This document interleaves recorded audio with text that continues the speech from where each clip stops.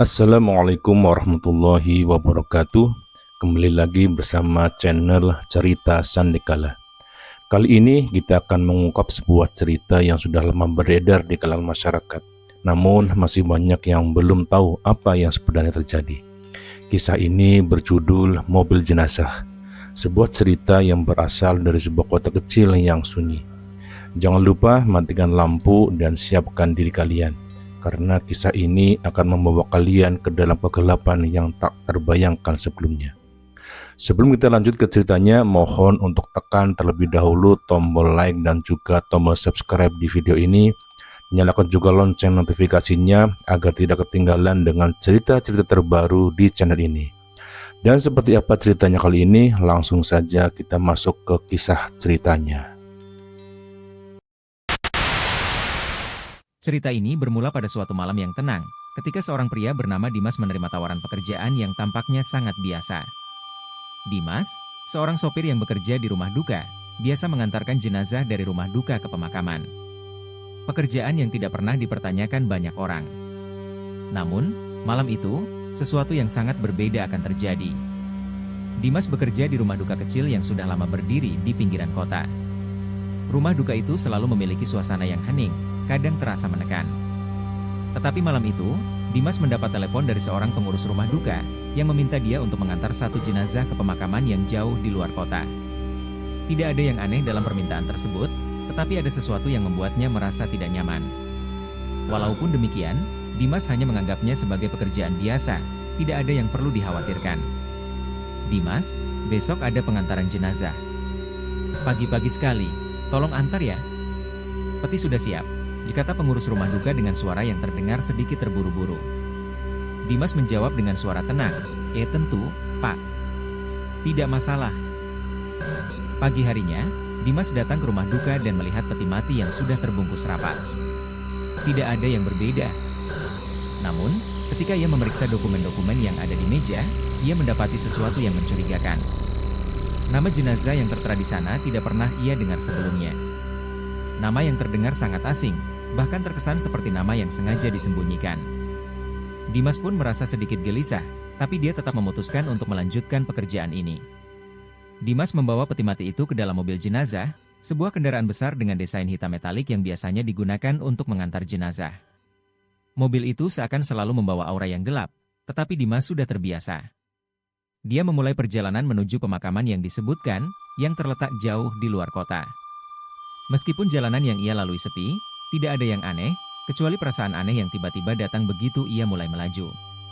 Seiring dengan perjalanan, suasana semakin gelap, meskipun masih siang. Dimas mulai merasakan hawa dingin yang tak biasa menyelimuti mobil. AC mobil berfungsi dengan baik, namun tubuhnya tetap merasa kedinginan. Keheningan di dalam mobil pun terasa semakin menekan. Dia mencoba menyalakan radio, berharap bisa sedikit meredakan ketegangan. Namun, yang terdengar hanya statik. Hanya suara gemerisik dari frekuensi radio yang kosong. Tiba-tiba, Dimas merasa mobil mulai berjalan dengan lambat. Pada awalnya, dia berpikir itu hanya karena jalan yang buruk atau mungkin ada masalah dengan mesin. Tetapi ketika ia melihat ke spion, dia melihat sesuatu yang tak bisa dijelaskan. Mobil di belakangnya tidak terlihat jelas, namun bentuknya tampak seperti mobil jenazah lainnya, mengikutinya dengan jarak yang sangat dekat. Aneh, gumam Dimas, tidak ada mobil lain di jalan ini. Dimas mempercepat mobilnya, berharap bisa menjauh dari mobil yang tiba-tiba muncul di belakangnya. Namun, ketika ia melirik spion lagi, mobil itu tetap ada di sana, semakin mendekat. Ia mencoba mengabaikannya, tetapi ketegangan semakin meningkat. Setiap kali Dimas melihat ke spion, mobil itu semakin dekat. Suasana semakin mencekam.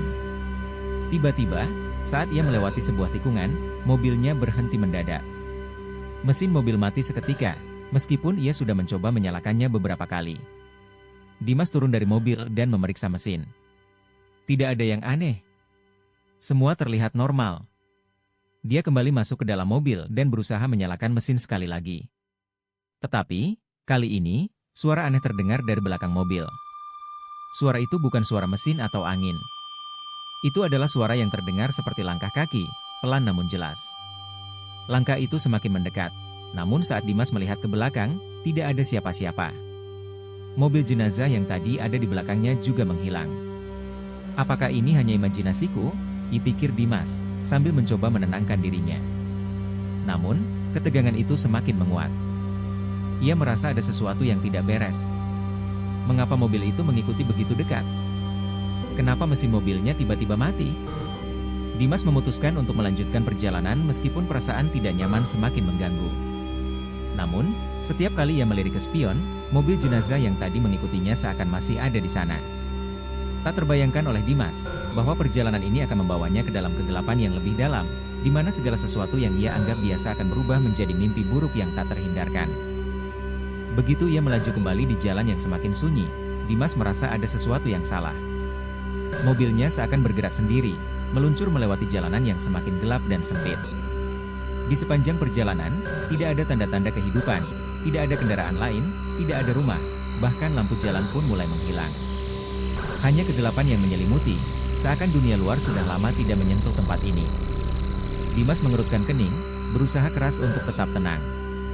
Namun, semakin ia memandang jalan di depannya, semakin ia merasa ada sesuatu yang mengawasi. Setiap kali ia menoleh ke spion, ia hanya bisa melihat bayangan samar mobil jenazah yang terus mengikutinya, semakin dekat. Sekali lagi, ia mencoba mempercepat laju mobilnya. Tetapi kali ini, ada hal yang lebih aneh terjadi. Tiba-tiba, mobil itu terasa seperti meluncur lebih cepat daripada biasanya. Dimas merasa sesuatu menariknya, membuatnya semakin jauh dari peradaban. Kenapa aku semakin jauh masuk ke dalam hutan ini? Dimas bergumam dalam hati. Apa yang terjadi dengan jalan ini? Pada satu titik, Dimas merasa seperti sudah melewati batas. Jalan yang semula tampak mulus kini berubah menjadi jalanan berliku dengan pohon-pohon yang menjulang tinggi, seakan menutupi langit. Kabut tipis mulai muncul, melapisi permukaan jalan dan membuat visibilitas semakin buruk. Semakin ia melaju, semakin terasa ada sesuatu yang salah. Mobil di belakangnya tidak hanya mengikuti, tapi juga seolah mengawasi setiap gerakannya.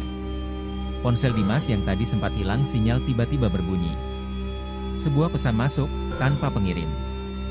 Dimas membuka pesan itu dengan tangan gemetar, dan di layar ponselnya tertulis hanya satu kalimat yang sangat singkat. Jangan berhenti, Dimas. Mereka menunggu. Mata Dimas terbelalak membaca pesan itu. Siapa yang mengirimkannya? Mengapa pesan itu begitu tepat sasaran? Ia merasa keringat dingin mulai mengalir di tubuhnya. Jantungnya berdegup semakin cepat. Ia mencoba menenangkan dirinya dan melanjutkan perjalanan, tetapi perasaan aneh yang menekan semakin kuat. Seperti ada sesuatu yang menariknya untuk melanjutkan. Tidak lama kemudian, jalanan yang tadi terlihat gelap dan terjal mulai terbuka. Di depan Dimas, terlihat sebuah pemakaman tua, terbengkalai dan tak terawat. Batu nisan yang berlumut, dikelilingi kabut yang semakin tebal. Suasana di sekitar pemakaman itu begitu sunyi, hanya suara angin yang berdesir lembut di antara pepohonan. Namun, ada sesuatu yang membuat Dimas merinding. Di depan gerbang pemakaman, sebuah mobil jenazah tua terparkir, menghadap ke jalan yang ia lalui. Ini bukan tempat yang kutuju, bisik Dimas, hampir tidak percaya. Namun, ada sesuatu yang mendorongnya untuk mendekat. Apakah itu hanya perasaan takut? Ataukah rasa ingin tahu yang semakin menguasai dirinya? Ia memutuskan untuk berhenti dan mengamati lebih dekat. Begitu mobil Dimas berhenti di depan pemakaman, ia merasakan udara yang semakin dingin. Pintu mobil jenazah di belakang tiba-tiba terbuka dengan sendirinya, seakan mengundang Dimas untuk masuk. Ia menahan napas, berusaha mengabaikan perasaan ngeri yang mulai merayapi dirinya. Ia merasa seperti dipanggil, dipaksa untuk melakukan sesuatu yang tidak ia mengerti. Dimas, dengan kaki yang terasa berat, keluar dari mobil dan berjalan perlahan menuju pintu mobil jenazah. Sesuatu di dalam dirinya merasa yakin, seolah ada kekuatan yang menariknya untuk membuka pintu itu. Begitu ia membuka pintu, sebuah bau busuk menyengat hidungnya. Bau yang berasal dari peti mati yang terletak di belakang kursi sopir. Dimas, kamu sudah sampai. Suara itu terdengar lagi. Kali ini, lebih jelas, lebih menakutkan. Dari dalam peti mati, Dimas melihat sosok yang tak bisa ia jelaskan, sebuah bayangan yang bergerak perlahan. Ia mencoba mundur, tetapi kakinya terasa terikat. Sosok itu mulai bergerak ke arah pintu mobil, dan saat Dimas menoleh, wajah sosok itu muncul dengan jelas. Sebuah wajah yang tidak bisa ia kenali, namun sangat familiar. Wajah seorang pria, namun tidak ada ekspresi hidup di sana, hanya kekosongan yang membuat Dimas semakin ketakutan. Peti mati yang tadinya tertutup rapat mulai terbuka sedikit demi sedikit. Dimas merasa seperti ada yang mengendalikan tubuhnya, memaksanya untuk melangkah lebih dekat. Saat peti mati itu terbuka sepenuhnya, sesuatu yang tidak bisa dijelaskan muncul dari dalam. Sesosok tubuh tanpa kehidupan, dengan wajah yang begitu pucat, matanya terbuka lebar, tetapi tidak ada kehidupan di sana. Dimas terdiam. Ia tak bisa bergerak. Matanya terkunci pada sosok yang ada di dalam peti mati. Sosok itu bergerak perlahan, memandangnya dengan tatapan kosong yang tak bisa ia lepaskan. Ketakutannya semakin memuncak. Tubuhnya terasa kaku, tak bisa bergerak, meskipun ia tahu harus segera pergi dari tempat itu. Namun, langkahnya terhenti, seakan ada sesuatu yang menghalangi. Tiba-tiba, suara dari belakangnya terdengar lagi. Kali ini bukan hanya suara, tapi juga langkah kaki yang berat. Suara itu semakin mendekat, membuat Dimas semakin panik. Tanpa ia sadari, peti mati itu mulai bergerak, dan sosok di dalamnya bangkit perlahan. Dimas berdiri kaku, tidak mampu bergerak sedikit pun. Kakinya terasa seperti terikat di tanah, tubuhnya seolah tak lagi menjadi miliknya. Suara langkah kaki yang berat semakin dekat, semakin jelas. Namun yang paling menakutkan adalah bayangan yang muncul di dalam mobil jenazah. Sesosok tubuh tak tampak, bergerak perlahan ke arahnya. Bayangan itu merayap, dan dalam sekejap, Dimas merasakan hawa dingin yang semakin menekan, seperti ada sesuatu yang ingin menariknya lebih jauh ke dalam kegelapan. Peti mati di depan Dimas semakin terbuka, dan sosok dalamnya kini bangkit perlahan. Tubuhnya yang pucat dan kaku mulai bergerak, seperti baru saja dibangunkan dari tidur panjang yang tidak wajar. Wajahnya yang terlihat mengerikan, dengan mata kosong yang menatapnya tanpa ekspresi, seakan menginginkan sesuatu dari Dimas. Dimas berusaha untuk mundur, berusaha menarik kakinya dari tanah yang terasa semakin berat, namun tubuhnya tetap terpaku di tempat. Suara berat yang terdengar di belakangnya semakin dekat, semakin mendekat. Seperti ada sesuatu yang ingin mengejarnya. Sementara itu, bayangan di depan mobil semakin jelas, semakin nyata. "Siapa kamu?" ditanya Dimas dengan suara tercekat, meskipun ia tahu jawabannya tidak akan datang. Suaranya hanya ternganga dalam keheningan yang mencekam, seolah-olah suara itu tidak pernah keluar dari mulutnya. Sosok itu berhenti, sejenak memandang Dimas dengan tatapan kosong.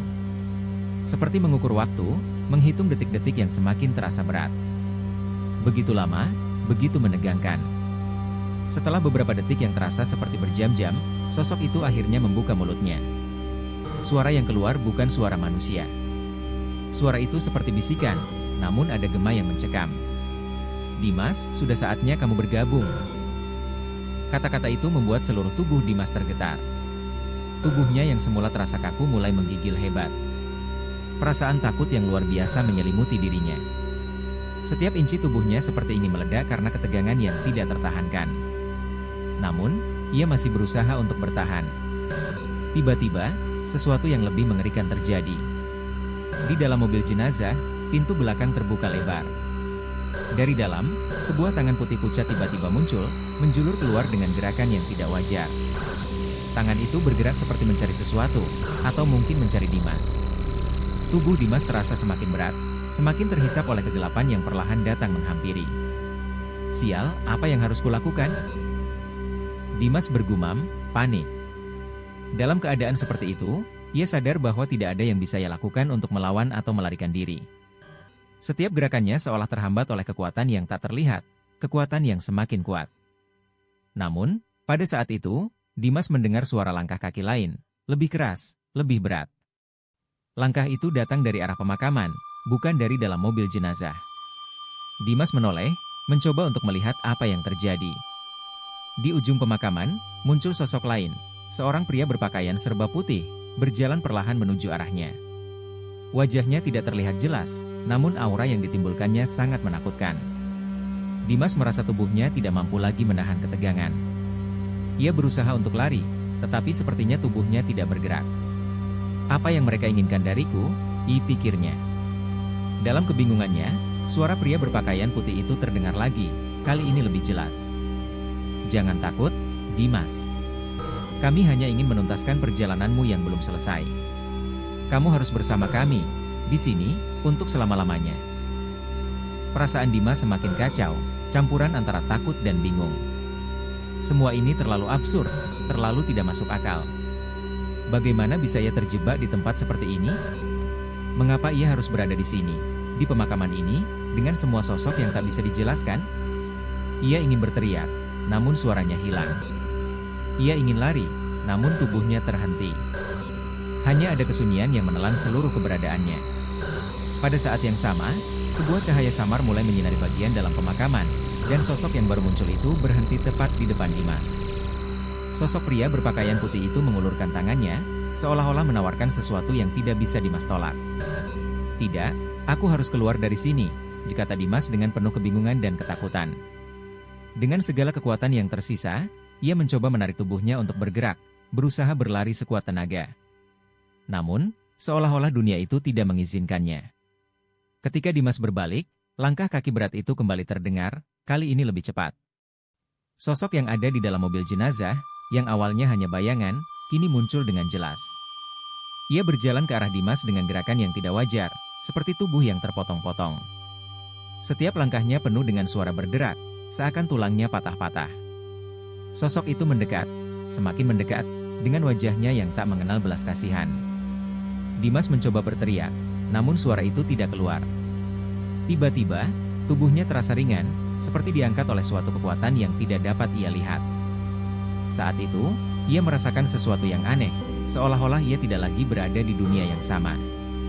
Pemakaman ini, tempat yang mengerikan ini, semuanya terasa seperti mimpi buruk yang tidak berujung. Sosok di depan mobil jenazah kini berdiri di hadapannya, memandang dengan tatapan kosong. Di belakangnya, Dimas bisa melihat bayangan gelap yang bergerak perlahan. Tak ada tempat untuk lari. Tak ada tempat untuk sembunyi. Ia hanya bisa berdiri dan menatap, berusaha memahami apa yang sedang terjadi, meskipun setiap detik terasa semakin mencekam. Ketika Dimas merasa tubuhnya terangkat dan dibawa oleh kekuatan tak terlihat, perasaan panik semakin menguasai dirinya. Ia mencoba berteriak, tetapi suara itu tetap tidak keluar. Matanya hanya bisa mengamati sosok-sosok yang ada di sekitar pemakaman. Tubuhnya melayang, tidak menyentuh tanah, seolah-olah ia sedang berada di antara dua dunia, tidak hidup dan tidak mati. Semua perasaan bingung dan ketakutan itu bercampur menjadi satu, mencekiknya. Tiba-tiba, sebuah suara menggelegar dari dalam pemakaman yang gelap.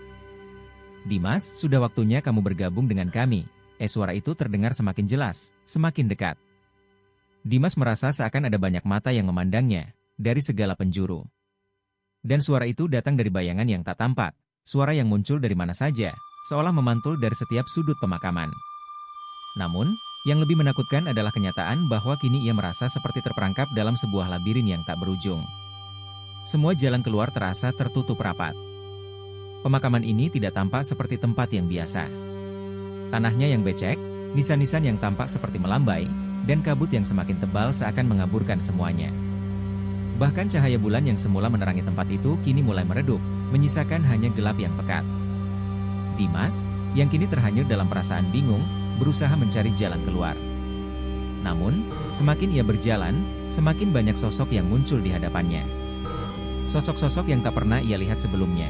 Mereka tidak berbicara, tetapi hanya mengamati, menatap dengan mata kosong yang penuh kehampaan. Sosok-sosok yang tampaknya terperangkap di tempat itu, seperti dirinya. Kemudian, suara langkah kaki terdengar lagi, kali ini lebih berat dan lebih cepat. Dimas menoleh ke belakang, dan di sana, ia melihat mobil jenazah itu mendekat, bergerak maju seperti mesin yang tidak terhentikan. Pintu belakang mobil itu terbuka, dan sekali lagi, dari dalamnya muncul sebuah tangan yang terulur, panjang dan pucat. Seakan-akan tangan itu ingin menariknya masuk ke dalam mobil. Dimas merasa tubuhnya tidak lagi bisa bergerak. Entah apa yang terjadi padanya, ia merasa seolah-olah ada kekuatan yang menguasai dirinya. Hatinya berdebar sangat cepat, semakin panik. Namun, di saat itu, tiba-tiba ia mendengar sebuah suara yang familiar. "Dimas!" teriak suara itu. Dimas terkejut. Suara itu adalah suara dari ibunya. "Ibu!" Dimas berteriak, tetapi tidak ada suara yang keluar. Ia hanya bisa melihat bayangan samar ibunya yang berjalan menjauh di antara nisan-nisan, menghilang di balik kabut. Dimas berusaha berlari ke arahnya, namun langkahnya seolah-olah terhalang oleh dinding tak terlihat. Ia tidak bisa bergerak, bahkan untuk melangkah pun terasa sangat sulit. "Ibu, di mana kamu?" teriak Dimas dalam hati, penuh keputusasaan. Namun, sosok ibunya semakin menjauh, hilang dalam kabut yang semakin pekat. Dan saat itu, ia mendengar suara bisikan di telinganya. "Dimas, kamu sudah dekat." Dimas terdiam, takut untuk bergerak. Apa yang dimaksud dengan dekat? Apakah ini berarti ia akan segera bergabung dengan mereka? Apa yang sebenarnya terjadi di pemakaman ini? Semua pertanyaan itu berputar di dalam kepala Dimas. Tubuhnya terasa semakin lemas, seolah-olah ada sesuatu yang menariknya lebih dalam ke dalam kegelapan. Suara itu kembali terdengar, kali ini lebih keras, lebih mendalam. "Dimas, kami sudah menunggu." Di saat yang sama, Dimas merasakan sebuah tarikan yang sangat kuat dari dalam mobil jenazah. Mobil itu mendekat dengan cepat, dan pintu belakangnya semakin terbuka lebar. Dimas merasa seperti ada tangan tak terlihat yang menariknya menuju tempat itu, seolah-olah ia tidak bisa melawan lagi. Ia berteriak, namun hanya terdengar bisikan samar yang semakin hilang. "Apa yang terjadi padaku?" pikir Dimas dalam kebingungannya, ketika ia merasakan tubuhnya menghilang perlahan ke dalam bayangan. Tiba-tiba, ada suara keras yang menghentikan segala sesuatu. Seperti dentingan lonceng yang memecah kesunyian. Suara itu datang dari dalam mobil jenazah. Dimas menoleh dan melihat di dalam mobil, sosok yang tak pernah ia lihat sebelumnya. Seorang pria dengan wajah yang sangat pucat, duduk di kursi belakang dengan mata yang kosong, menatapnya. Pria itu tersenyum, tetapi senyuman itu mengerikan, penuh dengan kehampaan dan kegelapan. "Dimas," suara pria itu terdengar dalam bisikan yang mencekam. "Kami sudah menunggumu, kamu tak bisa pergi." Dimas berusaha lari, meskipun ia merasa tubuhnya semakin berat. Namun, langkah kakinya terhenti. Mobil jenazah itu kini berhenti di depannya, seolah-olah menunggu kedatangannya. Pintu belakang mobil itu terbuka lebih lebar, dan dari dalam, sosok pria itu mengulurkan tangan. Tangan yang pucat, memegang erat sebuah benda yang tampak sangat gelap dan berat. Dimas merasa tubuhnya semakin lelah. Ada keputusasaan yang menghampiri dirinya. Ia merasa seolah-olah tak ada jalan keluar lagi. Semuanya terasa seperti perangkap yang tak terlihat. Terperangkap dalam dunia yang penuh misteri, penuh dengan bayangan yang tak dapat dijelaskan. Namun, di saat itulah, tiba-tiba ada cahaya terang yang menyinari jalan di hadapannya. Cahaya itu datang dari belakang, di luar pemakaman. Sesuatu yang tidak terduga. Dimas berbalik, dan di sana, ia melihat sebuah mobil lain yang datang dengan kecepatan sangat tinggi. Saat Dimas menoleh dan melihat mobil yang datang, hatinya tiba-tiba dipenuhi dengan perasaan campur aduk, antara harapan dan ketakutan yang semakin mendalam. Mobil itu berhenti tepat di depan pemakaman, di jalan yang sempit dan berdebu. Dimas dapat melihat melalui kaca depan mobil itu. Di dalamnya, tampak seorang pria yang mengenakan jas hitam rapi, dengan wajah yang tampak tegas, namun ada sesuatu yang aneh pada sorot matanya. Pria itu menurunkan kaca jendela dan melihat Dimas dengan pandangan tajam, penuh perasaan yang sulit dijelaskan. Seperti tahu bahwa Dimas sedang terperangkap di dunia yang sangat aneh ini. Tanpa berkata-kata, pria itu mengangkat tangannya, memberi isyarat kepada Dimas untuk mendekat. Dimas, yang sudah sangat kelelahan dan ketakutan, merasa ada secercah harapan dalam tawaran pria itu. Ia ingin lari, namun kakinya terasa berat, tubuhnya lemah. Begitu ia melangkah mendekat, pria itu membuka pintu mobil dengan perlahan, dan Dimas melihat ada sesuatu yang mengerikan di dalam mobil itu. Di kursi penumpang belakang, ada sebuah peti mati besar yang diletakkan dengan rapi, dan peti itu tampak sangat familiar. Di dalam peti mati tersebut, ada sosok yang tak asing lagi bagi Dimas, seorang wanita dengan wajah yang pucat, mengenakan gaun putih. Wajah itu sangat mirip dengan wajah ibunya. Dimas tertegun. Apa yang terjadi? Mengapa ibunya ada di dalam peti mati ini? Pria itu kemudian berkata dengan suara rendah, hampir seperti bisikan yang bergema di telinga Dimas. "Itu adalah ibumu, Dimas. Kami sudah menunggunya, dan kamu harus bersamanya." Dimas terperangah.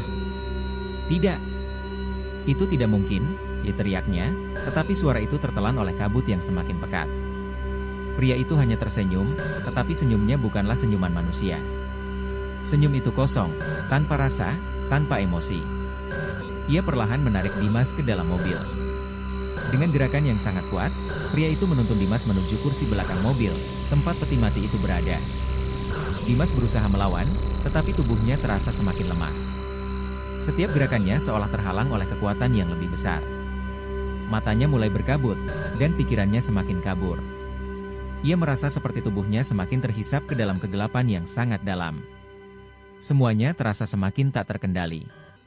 Perasaan takut yang luar biasa kembali menguasai dirinya.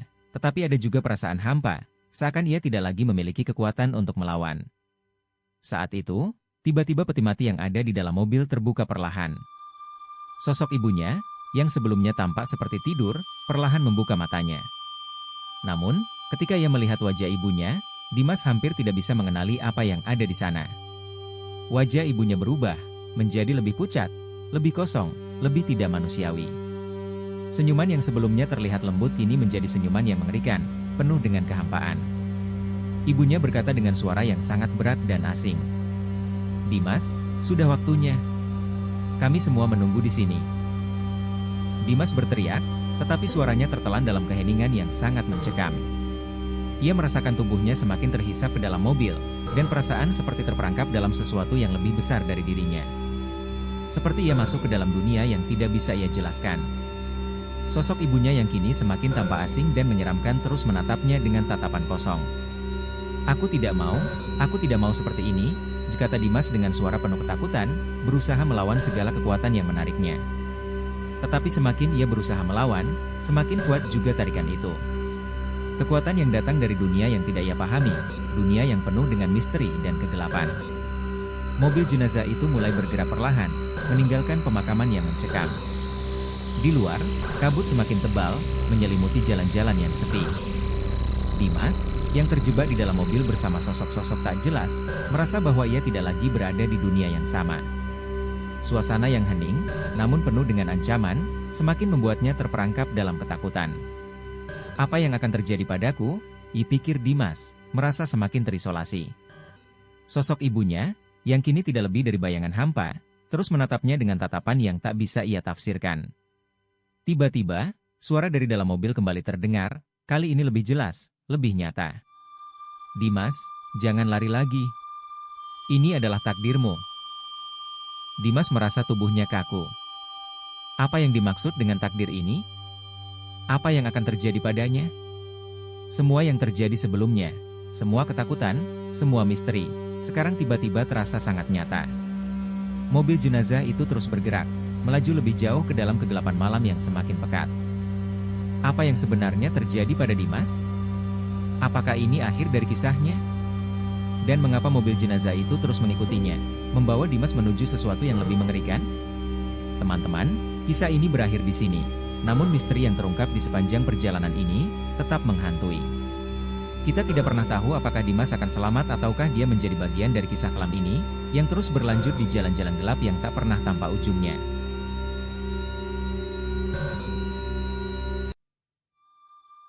Oke teman-teman, cukup sekian cerita kita kali ini.